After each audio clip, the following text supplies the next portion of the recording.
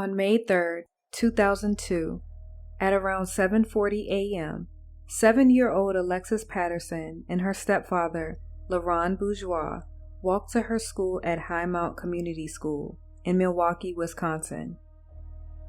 When Alexis didn't come home at her usual time, her mother, Ayana Patterson, rushed to her school only to find out that Alexis was marked absent and never made it to school that day. Alexis was never seen or heard from again. 14 years later after her disappearance, a man from Bryan, Ohio came forward to say that his ex-wife, Lisa, may be Alexis Patterson. Once this information got back to Ayanna, it led her to believe that she may have found her missing daughter. With the lead being this strong, Milwaukee police does not believe this to be true. Ayanna has a different output on this lead. This is the Missing Found podcast. I'm your host, Jaden Harlow. Before we get into the case, I have a few details to share about the show. The Missing Found is a true crime podcast focusing mainly on unsolved missing person cases in the Black community. The cases that I cover have either gone cold, have little to no media coverage, or have gone without conclusion. You can follow the show on Instagram at The Missing Found or on Medium at The Missing Found to read our script.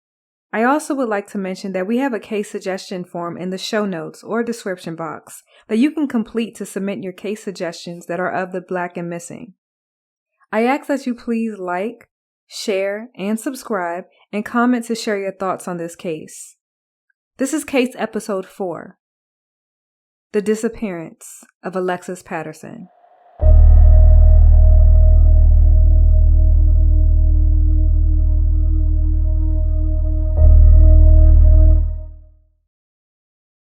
One event can cause total transformation. Throughout life, we've all had experiences, some good and some bad. The reality of it is, one experience can totally transform our lives. Whether that experience can change it for the good or change it for the bad. Sometimes we walk into our own fate, even when the warning signs were so prevalent. With that, it's a part of life.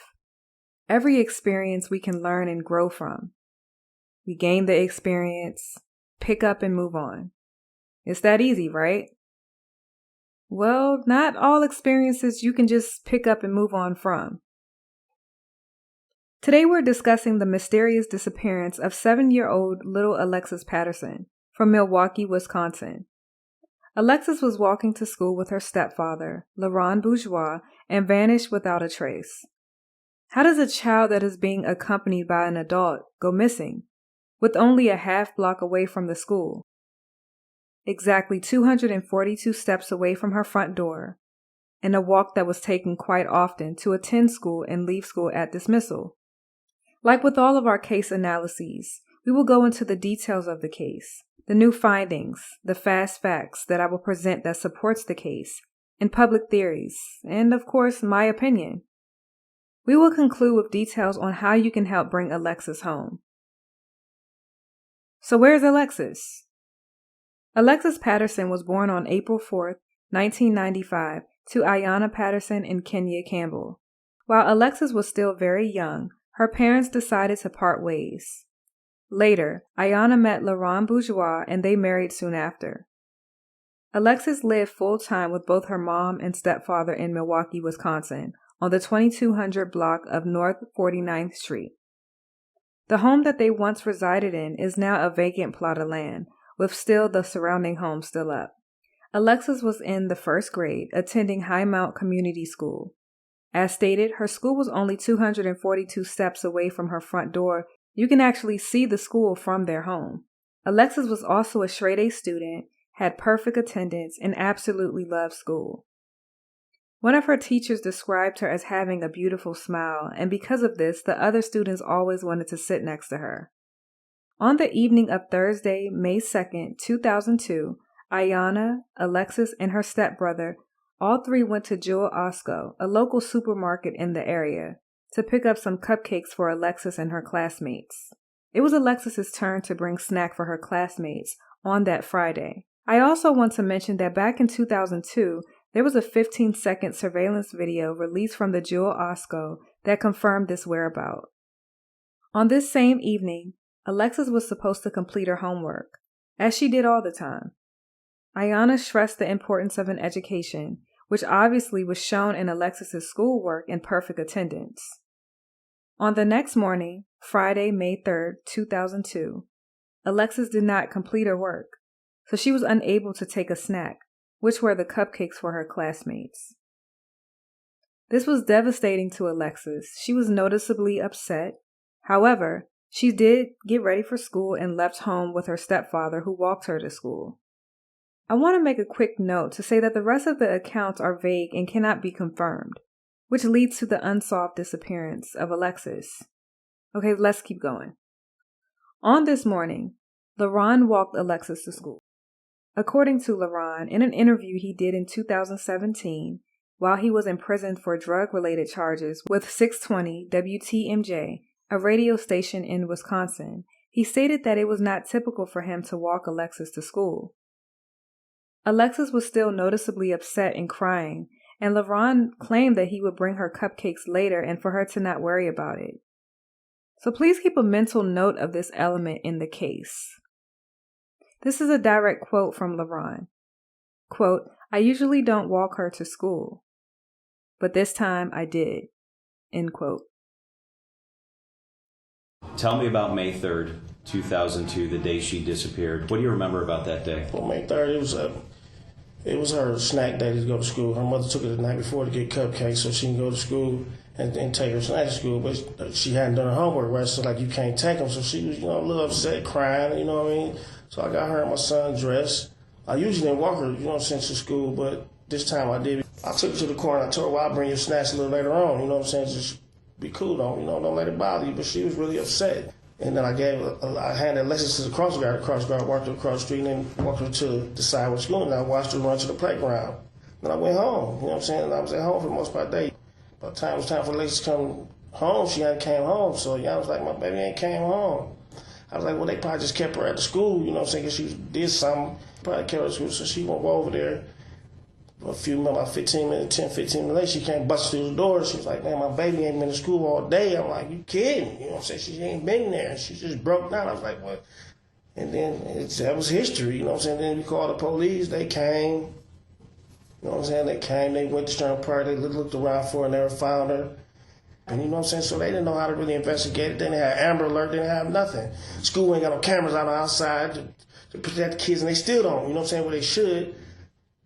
It was then the investigation just like turned towards us, you know what I'm saying, and it's been like that, and to me it's sad because it's like Alexis didn't really have a fighting chance because these people.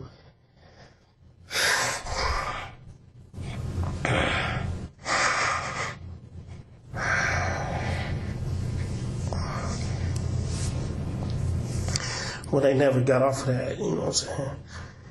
So the day that you took her to school, you walked her to the corner, right, and then you watched her walk the street with the cross guard to go into the school? Right, to go into the playground, because it wasn't quite school yet. The kids play on the playground before school bell rang, so just going to the playground. So you saw her with the guard go into the playground? I'm not the only one, you know what I'm saying? The kids told the police that she was there, they seen her, you know what I'm saying? She was on the playground. I'm not the only one. It's rough, man, because to me, Alexis didn't really have a fighting chance, man. You know what I'm saying? It was 8 hours that she was gone, you know what I'm saying? Then she could have been half across the country by then, you know what I'm saying? And then it take them to the next Monday. It happened on Friday till Monday till they really started investigating. Explanation of the walk from home to school. To give you a clear visual of the walk to school for Alexis, it was leave out of the front door, walk the half block. The crossing guard will safely direct the student across the street to the sidewalk. Walk a few more steps to lead to the school grounds to enter the gate, then you walk to the front door of the school. The area where High Mount Community School is located, there are 4 streets with an intersection, and there is also an alley directly across the street to the right of the stop sign. I say this because if Alexis was kidnapped, there were several ways to leave the area quickly. I have included an image for you to look at to show how Alexis would have crossed near that stop sign, then walked towards the right to access the school grounds. From the same aforementioned interview, LaRon stated that he walked her to the corner and told Alexis to, quote, "Be cool, don't let it bother you," end quote. And this direct statement is regarding her being upset about the cupcakes, and that he will bring her cupcakes up to the school later. Handed Alexis to the crossing guard. The crossing guard walks her to the side of where the school is, the school ground. He then said he watched Alexis run to the playground. The playground is actually on the school grounds behind the gate. LaRon then stated that he went home and was home most of the day. So my question is, why was LaRon home most of the day and did not keep his promise by bringing Alexis's cupcakes to the school? At that point, no one knew Alexis was missing. Did LaRon already know she was missing and that's why he decided to not bring the cupcakes as he promised to Alexis? As in, he knew she did not make it to school. If he did take the cupcakes, that would have started the search sooner. This is another element I want you to keep a mental note of. After hearing LaRon's interview, Sheriff David Clark, a veteran homicide investigator, his theory is that she was not dropped off at or near the school, and he believes LaRon is involved, but he just can't prove it. Based on what you know, Sheriff, do you believe LaRon Bourgeois, the boyfriend, may have been involved in what happened to Alexis Patterson? Sure. Can I prove it? No. I know how these things work. I know what I'm talking about here. So what's your theory on what may have happened to Alexis Patterson? Well, I indicated she wasn't dropped off at school. She was never at school. I don't care what the boyfriend's saying. She was never at school. He said he watched her walk into school. Does anybody think the 7-year-old is sly enough to, well, I'll walk in the door and then I'll watch him to leave and then I'll leave? You know, come on, give me a break. School dismissal. Alexis is usually home by 2:50 p.m., from what we've gathered from reports. At 2:55, Ayanna grew concerned because Alexis did not arrive home. From that same interview that LaRon did, he stated, quote, "They may have kept her at the school because she may have did something," end quote. By 3 p.m., Ayanna rushed frantically to High Mount Community School to locate Alexis. Around 10 or 15 minutes, according to LaRon's account, Ayanna said that the school mentioned that Alexis was marked absent and was not in school. Her teachers did not see Alexis in or near school grounds this day. I want to also note that there were no cameras at the school on the exterior of the building. Once the search was ensued, Alexis's classmates and teachers were interviewed. Some of the children stated that they saw Alexis on the playground before and after school that day. With children as young as they were, it is hard to know whether they were recounting a previous time of seeing Alexis from another day or the morning of May 3rd that she went missing. Some students reported a red and blue SUV in the area, and a blue van or car sped off fast. The actual events on the morning of May 3rd, 2002 are obscure. Don't talk to strangers, Alexis. 2 weeks prior to her disappearance, parents at the school received a letter warning them about a man who was trying to abduct the boy. 1 week before Alexis's disappearance, teachers had seen her talking with a random lady outside of the school. Her mother spoke with her about not talking with strangers. 2 days later, the same woman was seen outside the school trying to talk with Alexis again. Students later reported to police that there was a red truck parked outside of the school for about a week, that it sat in the parking lot, and that it did not pick up or drop off any student. The red truck was no longer seen again once Alexis was reported missing. The Amber Alert system was started a year later after Alexis Patterson's disappearance, so the search was limited to only locally. As stated, students, teachers, and both parents, Ayanna and LaRon, were both interviewed and given polygraph tests. I want to note that Ayanna passed her test, and LaRon failed certain elements of his test regarding whether or not he has knowledge of Alexis's whereabouts. This is interesting because why did he fail those elements? LaRon could not even confirm seeing Alexis walk into the school building. On May 11, 2002, the polygraph results were reported by James Burnett in an article, which people were not pleased with, but it is a key element to the case. Though polygraph tests are inadmissible as evidence in Wisconsin, it is still worth knowing that piece of information and how it contributes to the case. Persons of interest. Kenya Campbell, Alexis's biological father, was a person of interest, but law enforcement quickly eliminated him because he was in jail for driving on a suspended license. During the search, 3 days after her disappearance, Milwaukee Chief of Police said he felt Alexis ran away due to the disagreement over the cupcakes that morning she went missing. Ayanna quickly refuted that ideology. Understandably, since Alexis was only 7 years old, she would have had no way to get away and be gone this long. This could have been possible, but there is no way to support this claim since it has been stated that she did not show up for school, nor did any of the teachers see her that morning. There is not a public statement from the crossing guard on if Alexis was one of the students she walked across the street. It seems as if Alexis did not even make it to school grounds at all on May 3rd. 10 days later, on May 13th, Alexis's case was changed from a missing person to criminal investigation. It is not clear why the investigation was changed. LaRon does have a criminal history. Most notably, on October 28, 1994, he was the getaway driver for a bank robbery which resulted in a Glendale police officer, Ronald Hedbany, being shot and killed. LaRon was granted immunity for his testimony. The Milwaukee Police Department did double down on LaRon and Ayanna, which is typical due to the start of the search from within the family. I can only assume that the case was transitioned to a criminal investigation because with LaRon's past and him being the last one to see Alexis. There was another person of interest. It was 22-year-old Bryan T. Warner, a white supremacist. The staff of America's Black Holocaust Museum in Milwaukee had found a flyer glued to the front door. In part, the note asks, quote, "Why should anyone care about Alexis Patterson?" And that if Black people think white people think anyone cares, they don't.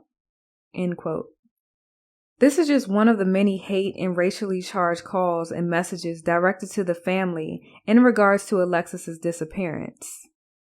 Warner was prominently known as hating African Americans. He turned himself into the PD. Warner had multiple tattoos that further communicated his disdain for African Americans and the honoring of white supremacy. Unfortunately, no charges were brought onto him because his flyers were covered under the First Amendment for free speech. As previously mentioned, to raise awareness for Alexis, the Milwaukee PD released a 15-second surveillance video of Ayanna, Alexis, and her stepbrother at the Jewel Osco supermarket, showing Ayanna buying the cupcakes for snack at Alexis' school the night before the morning she went missing. Media coverage and missing white woman syndrome. Alexis did receive media coverage in her city in search efforts. For months, volunteers would search the city daily for Alexis. Utilizing K-9 units, they walked down paths and through buildings, searched Miller Park, and looked around local bodies of water. Then, Elizabeth Smart's missing person case took precedence nationwide. A white 14-year-old girl who was abducted from her bedroom on June 5th in Utah. Elizabeth received coverage within hours of the reporting of her disappearance. It took 8 days for Alexis' story to attract attention outside of Milwaukee, with a segment on America's Most Wanted. Unfortunately, all coverage for Alexis greatly reduced. With only 67 reports on Alexis and over 400 for Elizabeth, even down to the law enforcement response. There was an FBI reward for $250,000 for Elizabeth Smart, but only $10,000 for Alexis Patterson. This is typical in media coverage when it comes to reporting on missing Black people or people of color. Black journalist Gwen Ifill gave the phenomenon a name: missing white woman syndrome. After the Lacey Peterson case, a pregnant California woman whose husband was later convicted of killing her, she gave it that name. And the Natalie Holloway case, a woman who disappeared on a class trip to Aruba. All cases, no matter the race, should be handled and given the same attention. And that's why we're here. Slowed progress. During this time, Ayanna fell into a depression, understandably, due to the circumstances, all while caring for her infant child, born 6 months before Alexis went missing. Alexis and her family eventually moved to another home in Milwaukee in November of 2002. On April 15, 2003, LaRon was charged with battery and disorderly conduct over allegations of abusing Ayanna. In the criminal complaint, Patterson said Bourgeois had been selling drugs and, quote-unquote, pimping several other women. LaRon and Ayanna divorced in 2005. Even with multiple detectives on the case, leads vastly slowed down. 2016. Alexis found?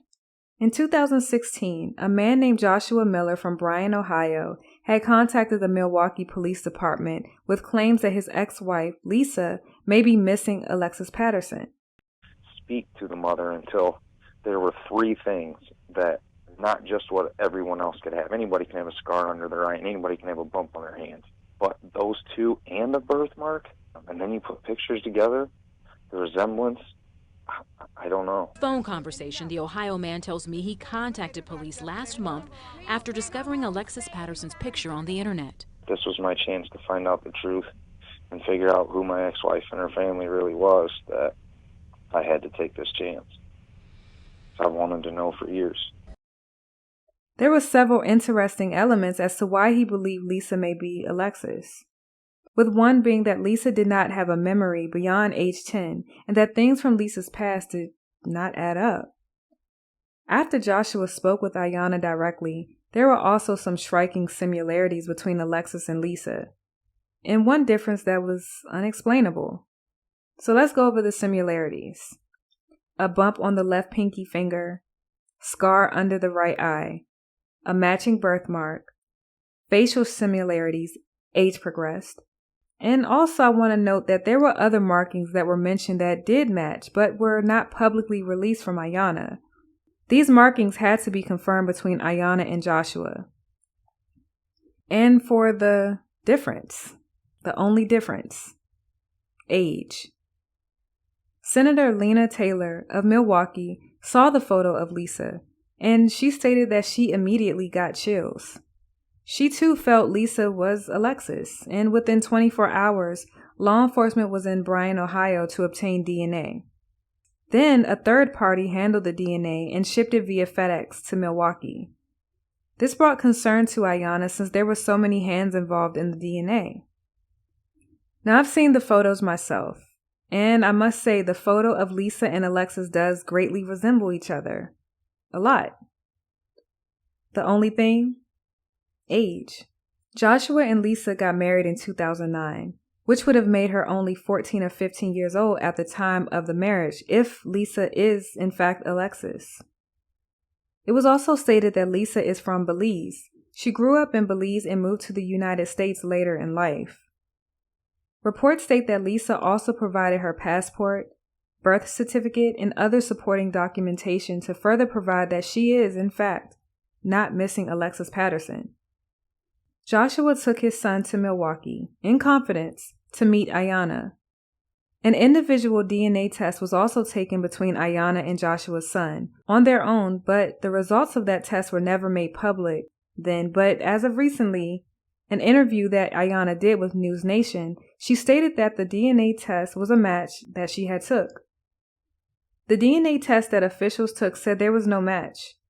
For the test administered by officials, it was said that Lisa submitted her DNA and the Milwaukee Police Department used DNA from an old toothbrush that cannot be confirmed that the toothbrush was actually hers and was given to law enforcement 14 years ago in 2002 when Alexis had went missing.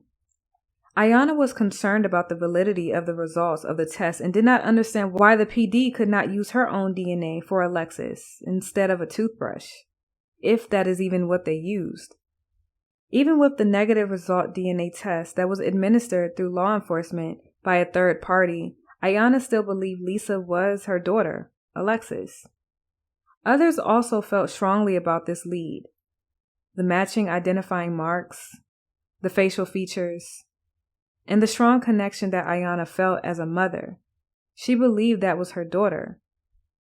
The only thing that is unexplainable is the age difference. Alexis would be 27 today in 2022. and Lisa is 34 today. Could there be a chance that Lisa is Alexis Patterson? I think so.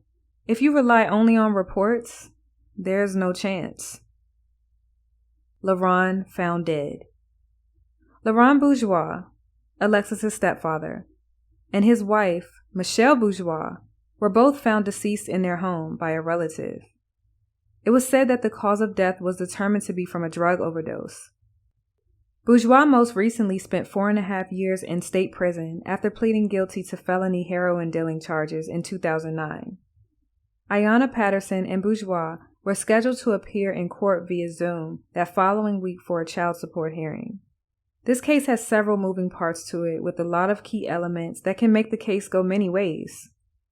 At this point, we know Alexis did not make it into school and into class on that morning of May 3rd, 2002. That leaves a large window of opportunity when it comes to time.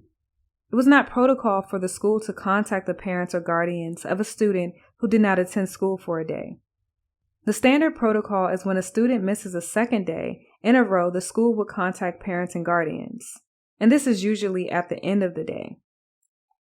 I want to get into the main facts of the case that we know so that we can transition to theories in my opinion. The facts. Fact 1. Ayanna took her daughter Alexis shopping for cupcakes on the evening of May 2nd. I cannot confirm if the shopping trip was exclusively for cupcakes or for groceries, but the 15-second video footage released in 2002 did confirm, according to law enforcement, that the cupcakes were purchased for Alexis' snack day at school. The video showed Ayanna pushing a grocery cart with Alexis and her stepbrother following nearby. The jacket Alexis is wearing in the video is the same she had on Friday, May 3rd. Fact 2.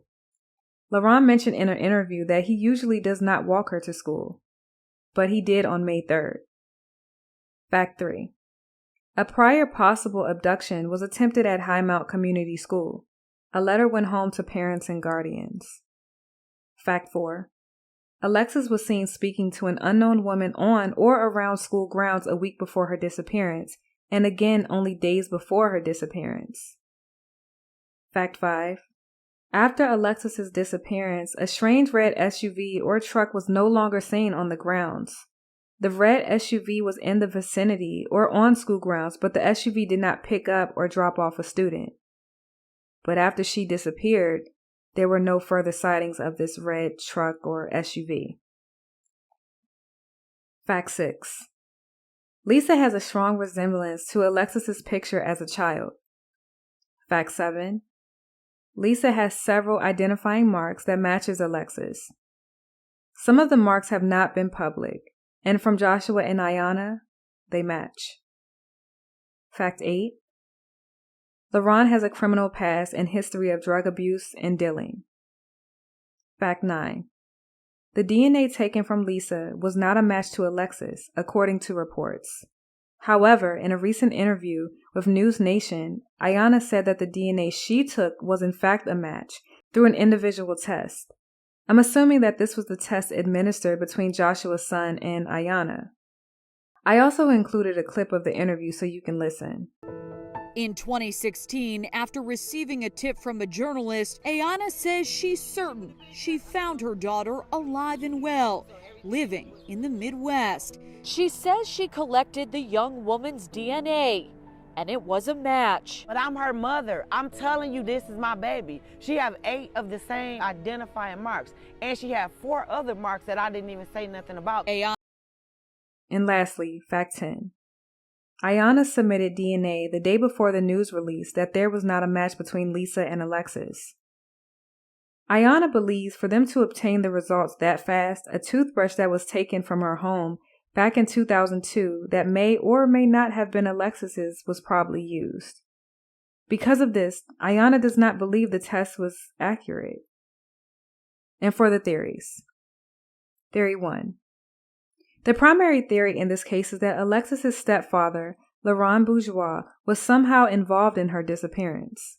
Former sheriff of the Milwaukee County Sheriff's Office, David Clark, believes LaRon was involved, but says the authorities haven't been able to prove it with the evidence they've uncovered. He feels that Alexis was never dropped off, or dropped off near or at school grounds the morning she disappeared. A subsection of this theory is that Alexis's disappearance may be related to prostitution. There have been claims circulating that LaRon worked as a pimp and managed prostitutes on the north side of Milwaukee. However, nothing related to this has been publicly proven. LaRon has repeatedly denied any involvement in his stepdaughter's disappearance and says Sheriff Clark has no proof he was involved. Theory 2. There's a conspiracy theory that states the town of Bryan, Ohio, is made up of missing children who don't know who they really are. It also shares that Ayanna and Joshua know that his ex-wife is really Alexis, but both have been instructed to keep quiet. Those who believe in this theory say that quote-unquote Big Brother is behind many of the child disappearances that have occurred in the United States. Theory 3. A final proposed theory is that there could possibly be a drug connection to Alexis's disappearance. However, very little has been elaborated on about this. My opinion. The disappearance of Alexis Patterson has many depths to it. We can confirm that she didn't make it to school, and her mom did in fact buy cupcakes for her snack time at school, assuming there were plans to send her to school, at least from the night before.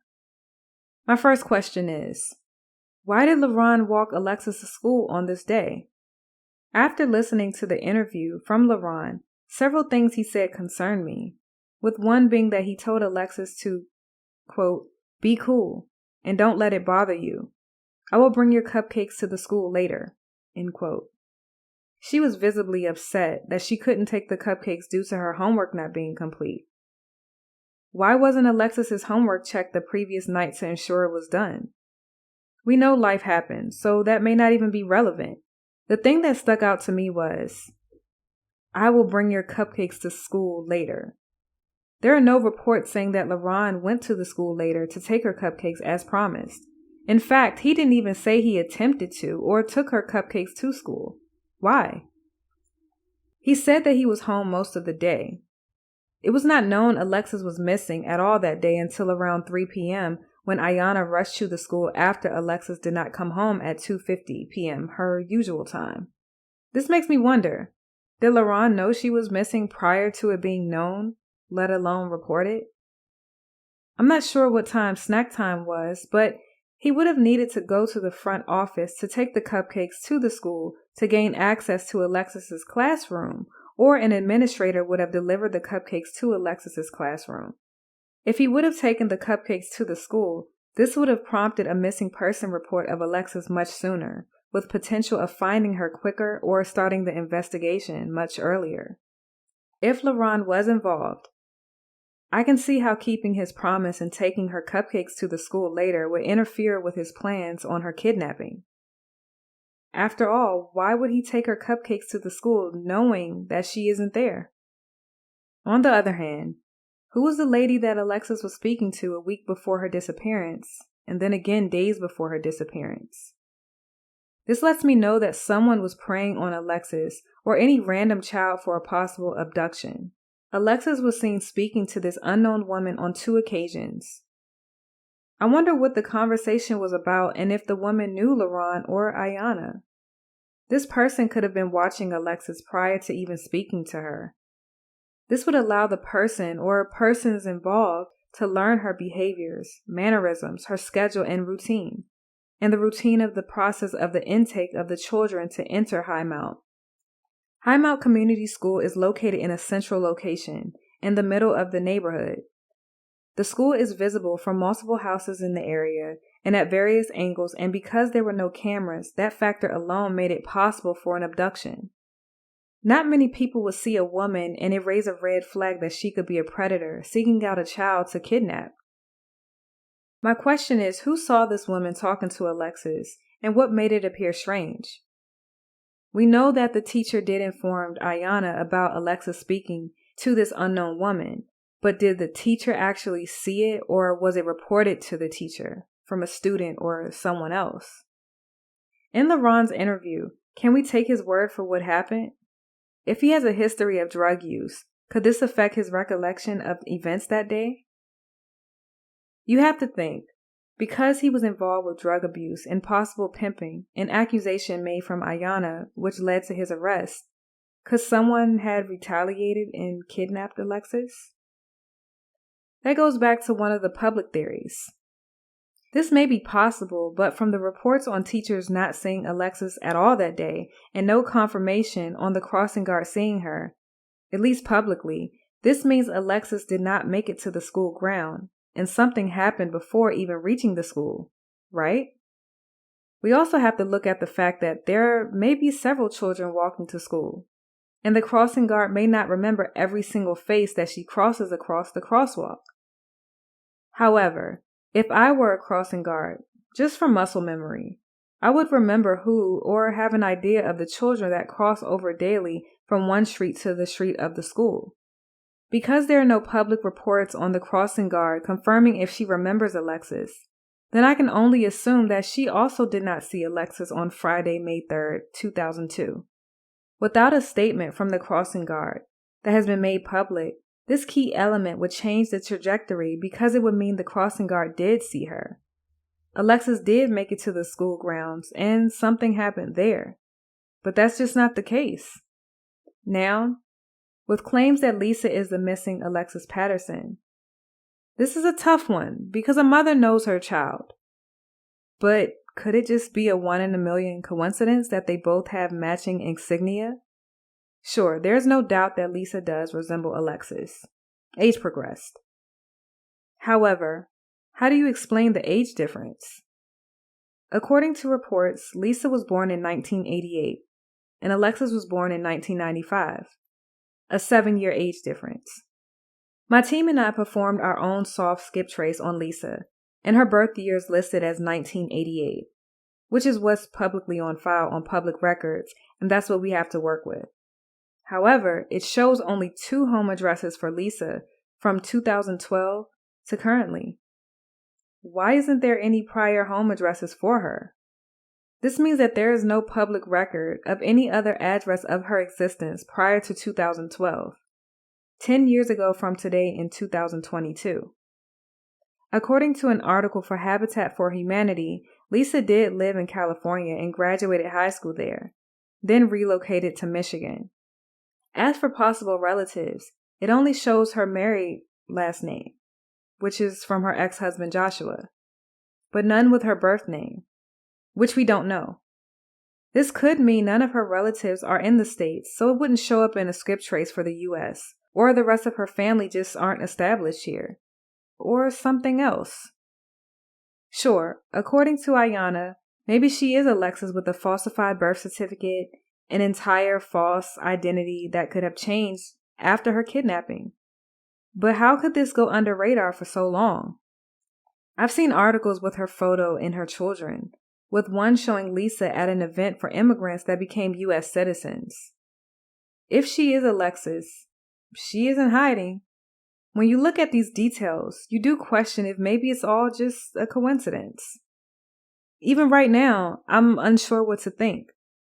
Sure, they do look alike, but on paper, it's not possible to be her.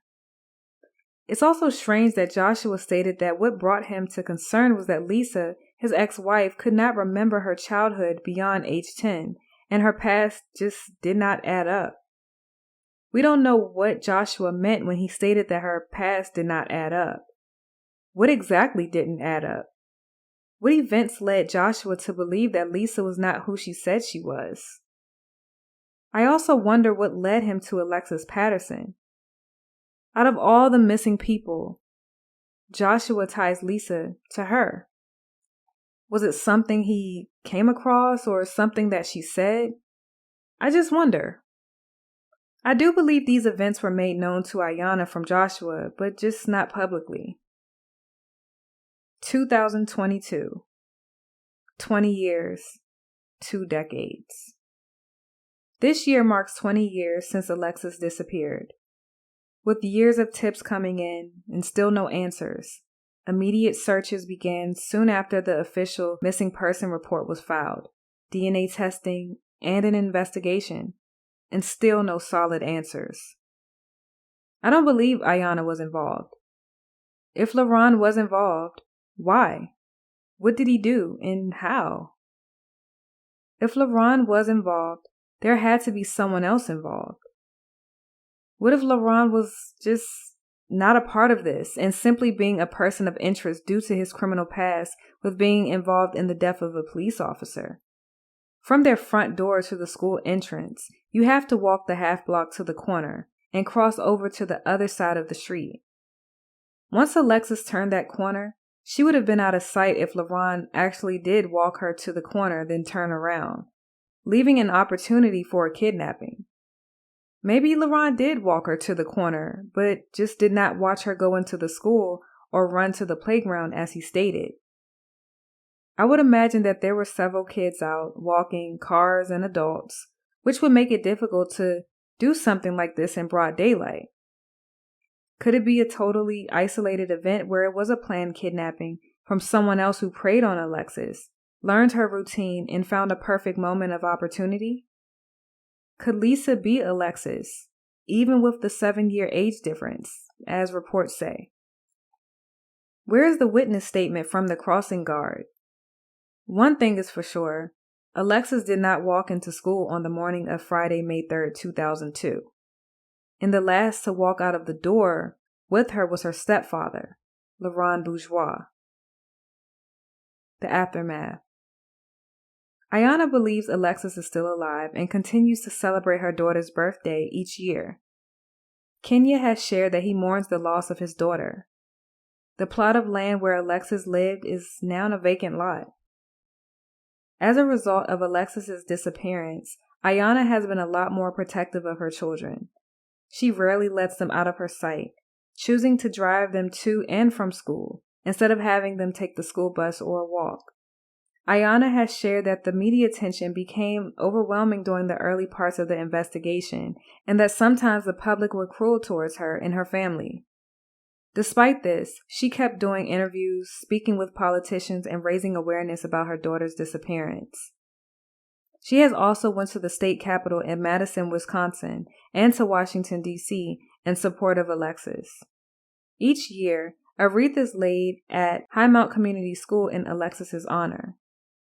Public officials walk the route she would often take to school before saying a prayer in her remembrance.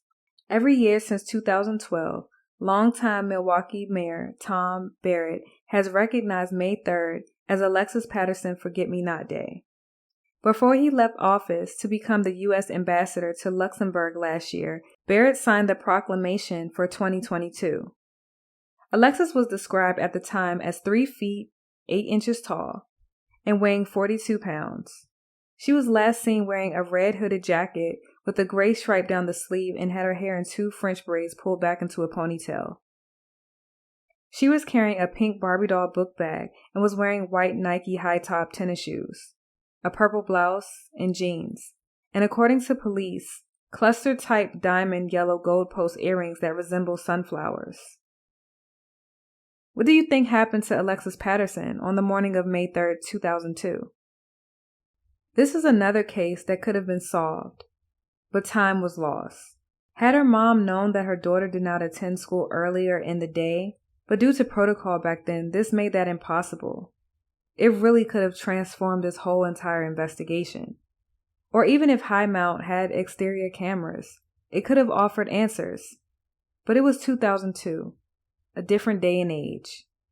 Cameras were a thing, but not as they are today where everyone has an exterior camera or doorbell camera. And there really isn't anywhere you can go that doesn't have them. Instead, hours went by. In time, 20 years later, we still don't have answers. I can't say for sure or to be certain, but a child or Alexis was targeted. Someone was going to be abducted from Highmount Community School. A strange van, an unknown woman talking to Alexis. There was intent, and that intent may have been to kidnap a child. One thing that I want to know is why didn't LaRon keep his promise to take her cupcakes to her school? Until people start talking and share what they know about Alexis's disappearance, this case will remain open, unsolved, and very cold.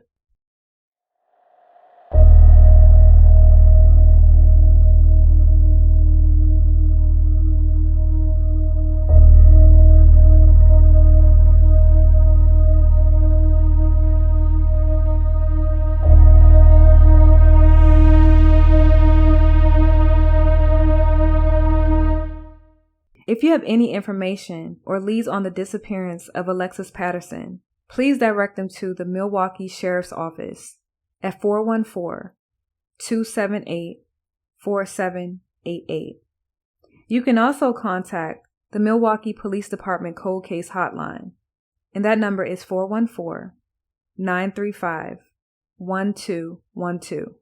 Another number is Milwaukee Field Office of the FBI, and that number is 414-276-4684. I want to thank you for your viewership of Alexis's disappearance. I ask you to please share so we can all help bring Alexis home to her family. Ayana Patterson and her family are still in search for her, awaiting her return and looking for any answers on what happened on May 3rd. And so are we. Please be safe, be mindful of your surroundings, and may God bless and keep you all. That's when I will accept it. But right now, I'm not accepting it because she's too much like me. How does she have the same mole right here that I have, that my daughters have, and her granddaughter and her daughter have? She has the same birthmark as Alexis had when Alexis was first born. She has the same mark on her eye, the right eye, what my daughter had, okay? She has the same bump, and she has the same mole on her nose right here, too. We're too much alike for this not to be my child. I worry about my daughter every day. I've been worried about my baby for 14 years. You understand? And then now that I finally got a nice... But when you ask, you must believe and not doubt. Because the one who doubts is like a wave of the sea, blown and tossed by the wind. James 1:6.